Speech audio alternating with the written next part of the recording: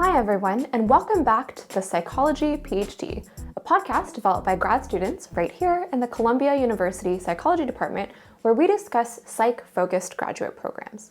Once again, I'm Thieu, a fifth-year student here in our program.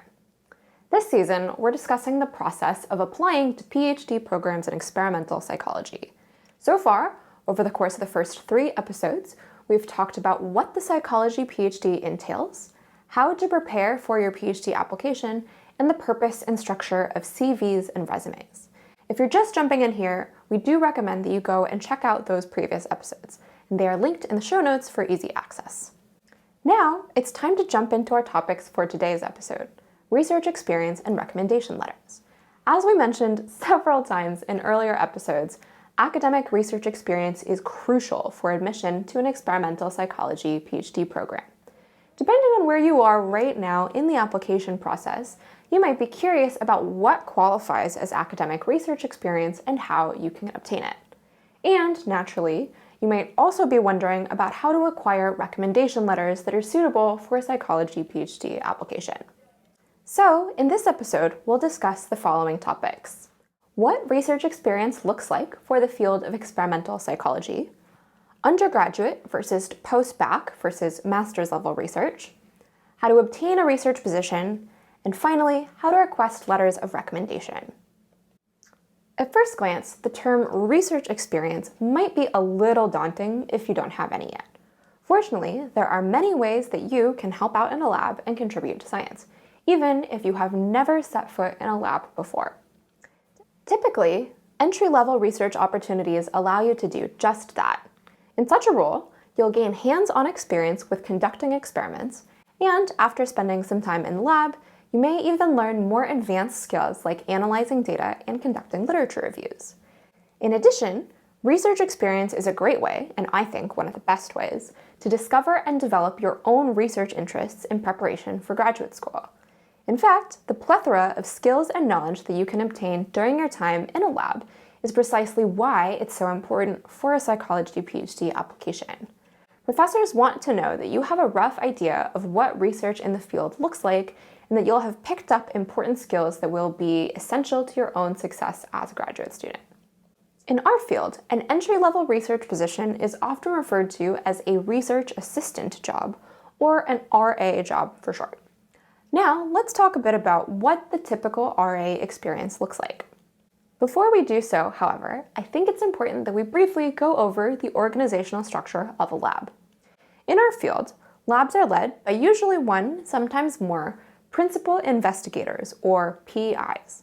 A PI guides and oversees all the research that's conducted in a lab, kind of like the founder of a startup or a CEO of a company.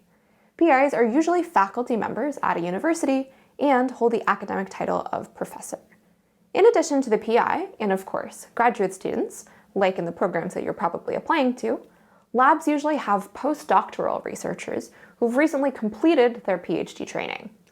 A helpful way to conceptualize a postdoc is through the lens of what happens in the medical field. Postdoctoral researchers can be thought of as the medical residents of our field. They're still qualified doctors, but they are completing post-grad training under the guidance of a PI. Most postdocs pursue such opportunities to become PIs of their own labs one day. Finally, most labs in our field have research assistants who are primarily undergrads and people who have already acquired a bachelor's degree. In this podcast, we'll refer to the second group of people as postbacs, which is short for post-bachelor's or post-baccalaureate. Same thing. In the research assistant role, you'll likely work alongside a grad student or a postdoc on a study. You may help out by carrying out experiments with human or non-human animal subjects, conducting literature reviews, managing communications with human participants, keeping track of important forms, coding written responses or participant behavior from videos or just by watching them, or completing data analysis using statistical computing with code. One important note about this last point: it is perfectly fine if you have never typed a line of computer code in your life to this point. Many psychology grad students were first exposed to programming as research assistants or even later in their careers as graduate students. I started learning R as an undergraduate research assistant, and it was Very hard when I started, but I'm very glad I stuck with it. If you're interested in learning to program in R or Python for scientific purposes, we've linked some basic programming resource for novice coders in the show notes. As an RA, it is important to thoughtfully engage in the project to which you're assigned. That is, you'll be expected to read scientific papers that your immediate supervisor deems central to the project's hypotheses and aims, and maintain a clear understanding of the entire project. Finally, you may be expected to attend and actively participate in meetings in the lab.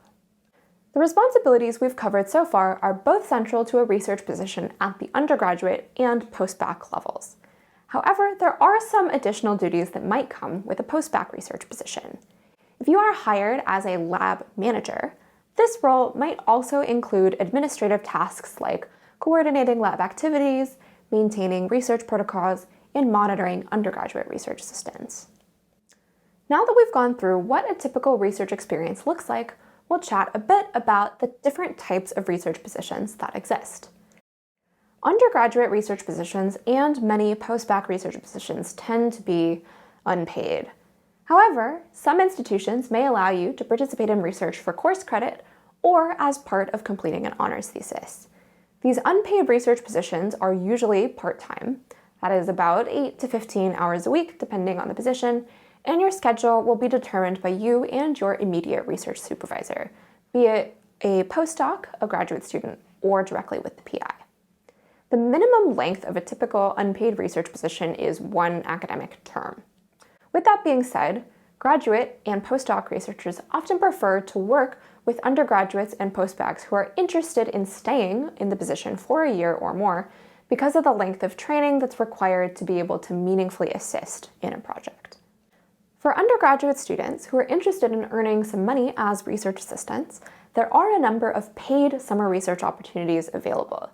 These opportunities are usually 8 to 10 weeks long and often provide a stipend, housing, and sometimes even GRE prep or professional development courses. Some programs that facilitate such research experiences include the National Science Foundation's Research Experience for Undergraduates program, the Leadership Alliance, and the Big Ten Academic Alliance, among many others. Individual universities may also offer summer internship or fellowship opportunities, sometimes through a specific department and sometimes through the general undergraduate program. Finally, summer research is a great way to get some experience at a different institution, especially if you seek to learn specialized research techniques that your current institution may not have. In the show notes, we've linked a spreadsheet containing a sampling of different funding opportunities with programs for undergraduates, postbacs, and more. Keep in mind, this sheet is far from comprehensive. There are many programs out there and new opportunities arise all the time. There are also full-time paid postbac research positions. Most positions at this level involve a 1 to 3 year commitment with an average length of 2 years. These kinds of paid postbac positions can be completely research-focused or include additional administrative tasks to help ensure that the lab is running smoothly. Given that this is a full-time role, you'll most likely work with multiple graduate students and/or postdocs. And if a lab is particularly new, you may work one-on-one with the PI themselves.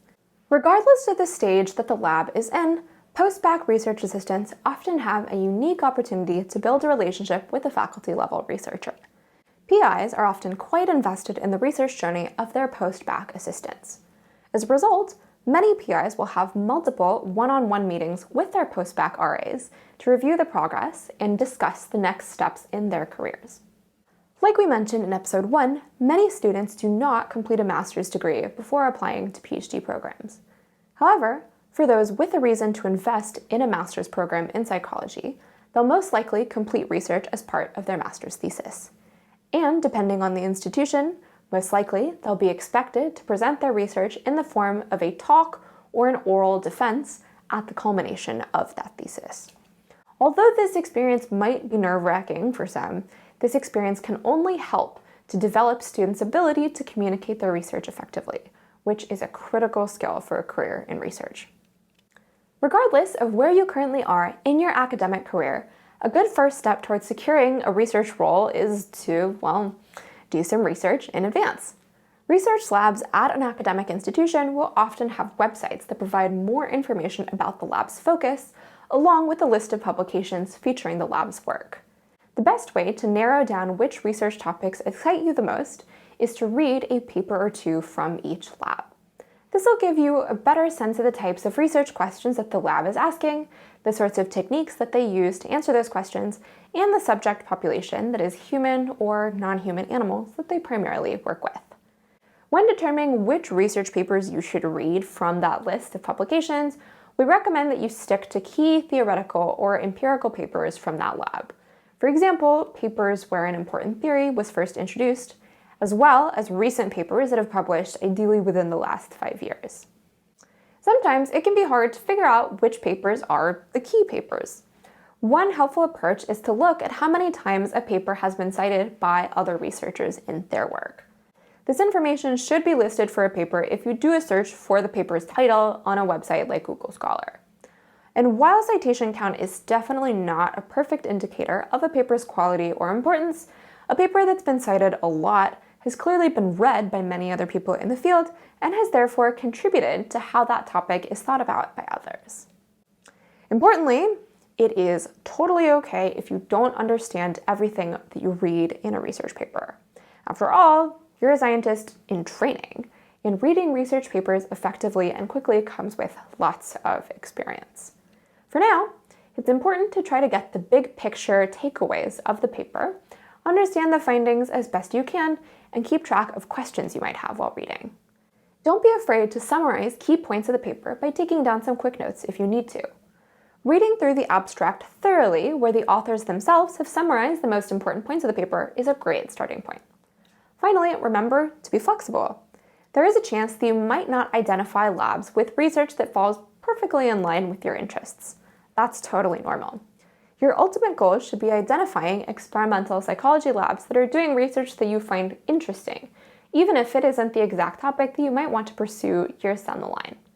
Remember, as long as you're dedicated and motivated, you will always come out of a research assistantship with useful skills, additional knowledge, and a much better idea of what you want to do or don't want to do in your own research moving forward. Next, let's talk about how to actually get one of these research positions. Depending on the research role that you're interested in, your approach will differ slightly. If you are an undergraduate student who's interested in a volunteer research position, many lab websites have forms that you can fill out to indicate your interest. Other labs may require you to reach out via email to their lab manager or research assistant. If a lab website doesn't provide any instructions regarding RA positions, you should reach out to the lab's principal investigator directly to inquire via email about research opportunities. However, as a caveat, please keep in mind that faculty inboxes tend to be quite busy, and not all of these emails may receive a prompt response. Please do not let this discourage you. Unfortunately, it's true that this kind of outreach is often a numbers game, so it's a good idea to reach out to several positions. If you are inquiring about research positions via email, you should remember to include the following. Introduce yourself and establish your academic background, like your major and your graduation year. State explicitly that you are interested in a volunteer RA position.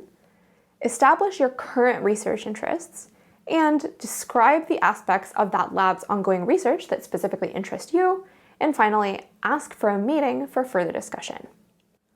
You should also attach a copy of your latest transcript. This is because faculty members might want to confirm that you've already taken an introductory psychology course and perhaps a stats or research methods course. Likewise, you should also attach your resume or CV. You should not be worried at all if this document does not yet show any research experience on it. After all, this is what you're trying to get. Consequently, if that's the case, your resume or CV should highlight experiences that demonstrate a solid work ethic, motivation, and independence. And as a friendly reminder, for more detailed information on developing your CV or your resume, be sure to check out episode 3. Finally, if you happen to be an undergraduate student who's currently taking a course taught by a psychology professor, you should also feel very free to attend their office hours to ask for guidance on what labs you should consider applying to based on your interests. If you have a strong relationship with this professor, You could even ask them to recommend you directly to the labs that they recommend considering. If a PI or other member of the lab is interested in meeting with you to discuss a possible research role, it is extremely important that you treat this as a formal interview. You should be prepared to discuss your research interests and work experience in more detail. You should also be ready to ask questions about the responsibilities of the research role and the expected time commitment to make sure they match up with what you're looking for. Finally, it's always good to come equipped with any other thoughtful questions you might have about the lab's recent work from your research. For a better idea of what an inquiry email to a potential PI might look like, we have included some sample emails linked in the show notes below. Next, we'll discuss how to obtain a research position as a postbac. As I highlighted before, a great number of these postbac research positions are unpaid. Although the skills and knowledge gained from such experiences are hugely beneficial, we do recognize that unpaid positions are often an additional barrier to getting involved in research, especially for those who cannot afford to take an unpaid position. With this knowledge in mind, we'll continue to highlight guidelines for securing a research position with the hope that access to research will continue over time to expand beyond those who can afford it. If you're interested in a paid postbac position, the best time to start your search is around late February. It's important to note that paid postbac research positions nearly always require some amount of research experience prior. Usually, undergrad research is plenty. The majority of paid postbac research advertisements appear around March and April and often have summer or beginning of fall start dates. The application materials for these positions are very similar to that of a typical job. You'll likely have to provide a cover letter, a CV, and a list of 2 to 3 references. Unfortunately, these paid positions are few and far between. If you are interested in working in a particular geographical area, it may be important to broaden your research focus a bit in order to ensure that you have as many options near you as possible. On the other hand, if you'd like to pursue a very specific line of research, then you might benefit from widening your geographic radius to include institutions that might require you to move to a new city or even further. Additional challenges to securing a paid postbac research role are the variability in position titles and the lack of a well-known central listing. Although we have referred to these terms in our podcast with the terms research assistant and lab manager in this episode, similar research experiences might be listed on job boards under the terms research coordinator or research specialist. There are a couple of ways to identify paid postbac research positions. One great way that you can find these opportunities is by joining the email list for a professional society. PIs will often announce job ads on these email lists because their lab's research heavily overlaps with the primary research focus of people in that organization. For example, a PI who primarily studies emotion will most likely announce a research assistant position on the email list of an affective research society. A few societies that have email lists are the Society for Judgment and Decision Making, the Cognitive Neuroscience Society, the Social and Affective Neuroscience Society, the Cognitive Science Society, and the Society for Personality and Social Psychology, among others. Another way to find out about research assistant positions is on the pre-doc section of a job posting website called psychjobsearch.wikidot.com. There are also psychology job lists maintained by institutions such as Duke, Miami University, and Georgetown. We've provided a list of job boards currently available at the time that this podcast is airing in the show notes below. The next way to discover research positions might seem unbelievable at first, but it is true.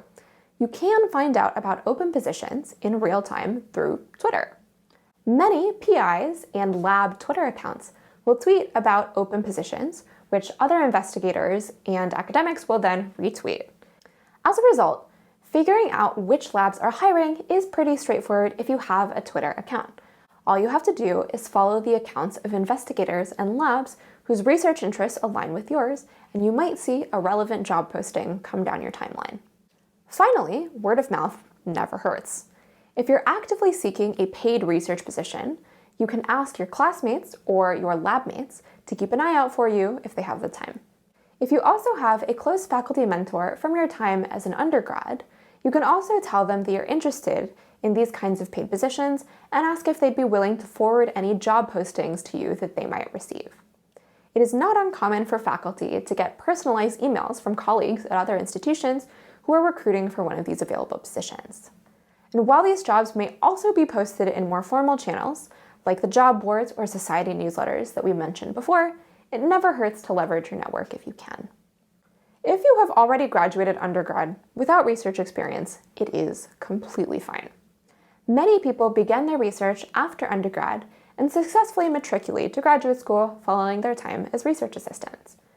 Given that paid postbac research roles are often looking for those with undergraduate experience, a volunteer postbac role is an effective way to start your research experience if you've already graduated. A number of institutions offer research programs that are aimed at postbacs who may not have extensive research experience, and these programs generally include coursework as well. Although it may vary across institutions, the length of such a program is usually 1 to 2 years. Now that you know all about the different types of research experience and how to acquire them, we can dive right into a discussion about getting recommendation letters for graduate school applications. Although research experience and skills are important, letters of recommendation are a unique opportunity for a prospective PhD advisor to learn more about you through the perspective of another investigator in the field. Similar to the system of peer review, where other researchers in the field will ensure that a research article maintains validity and contains the potential to contribute positively to the field, letters of recommendation serve as an important quality check for a prospective graduate student. The typical experimental psychology PhD application requires 3 letters of recommendation. Other programs may only require 2, but this is pretty rare. As you compile your application materials, you should think carefully about who you should request a letter of recommendation from. Before I touch on what the typical list of letter writers looks like, I want to note that it is most important to have professional references that can confidently write about how your character, skills, and experience make you an excellent candidate for a PhD program. For our field, it is generally best to provide 1 or 2 letters of recommendation from principal investigators whose labs you have worked in. For your other letter, or letters, however many more you need, potential writers could be another senior level researcher in the field, a psychology professor you've taken a class with, or your supervisor from a research position you've previously held at a company. In summary, all 3 letter writers should be able to speak adequately on your work ethic and motivation for research. It is perfectly fine if you have not worked under the direct supervision of a PI during your research assistant experience. Often, a PI will write a letter of recommendation alongside your immediate research supervisor, that is, the graduate student or the postdoc with whom you actually worked closely. Finally, it is very important to reach out to prospective letter writers as early as possible. A good rule of thumb is 6 weeks before any application deadline. However, I strongly recommend requesting those letters of rec the summer before your application is due. For example, if you're applying to graduate school in the fall cycle, it's generally best to reach out to potential recommenders sometime between June and August. You may be wondering to yourself, why so early? This is because the fall semester is typically a very busy time for research supervisors. If they are a PI, they may be preparing to teach a course, supervising incoming graduate students in the lab, and answering other email inquiries from prospective graduate students who are applying that fall. Therefore, it is important to give them as much time as possible to write your letter. In addition, remember that you are probably one of dozens of people asking for one of these letters, and that they will need ample time to make sure each letter is personalized and speaks to the strength of each individual. When I was applying to graduate school, I remember feeling quite nervous at the thought of having to email someone to ask for a letter of recommendation. If you find yourself getting worried, you should know that if you're asking the right person for a letter, they will be more than happy to write you one. When you reach out to potential letter writers, it is important to ask if they can provide you with a strong letter of recommendation. Most of the time, people will be honest and let you know if they cannot do this. In the event that someone does decline your request, remember that this will benefit you down the line.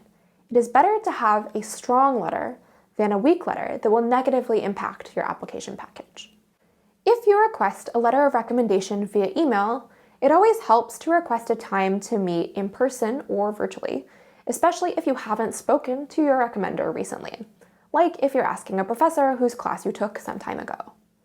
A one-on-one meeting is a great opportunity to expand on your motivations for applying to graduate school, your current research interests, and the research programs that you're currently considering.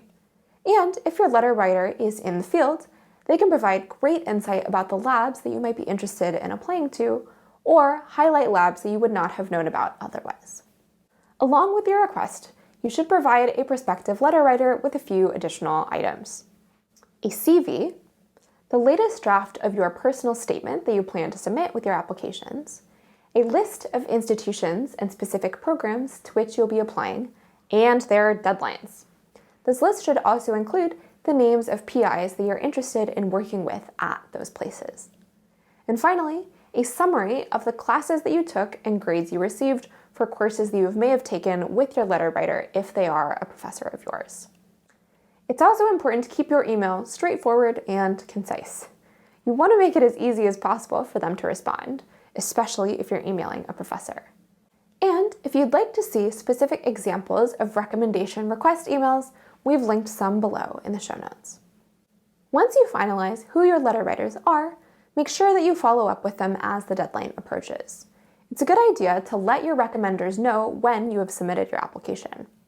In this follow-up email, you should also reattach your list of deadlines and ask your letter writers to let you know if they don't see any letter requests in their inbox. While you shouldn't nag your letter writers, don't be afraid to remind them a couple of days before the due date. Finally, it's a nice touch to send thank you emails to your letter writers once they've sent those letters. All right, that's all for this episode, and once again, I truly hope that this has been helpful for you. In our next episode of the Psychology PhD, episode 5, we will dive into writing your statement of purpose. And in the final episode of this season, episode 6, we'll talk about preparing for graduate school interviews. And just as before, we'll be updating the show notes to include links to these different topics as soon as each new episode launches. You can find the show notes below this episode in the description if you're watching on YouTube, or in the show notes section of whatever podcast app you're listening on. To receive notifications when new episodes are released, you can subscribe to our YouTube channel or to our podcast on Apple Podcasts, Spotify, or wherever you're listening. You're also welcome to join our email list to receive an email each time we release a new episode. And finally, if you found this content helpful, once again, please consider liking our episode on YouTube or rating and reviewing the show in your preferred podcast app. And we'll talk to you next time.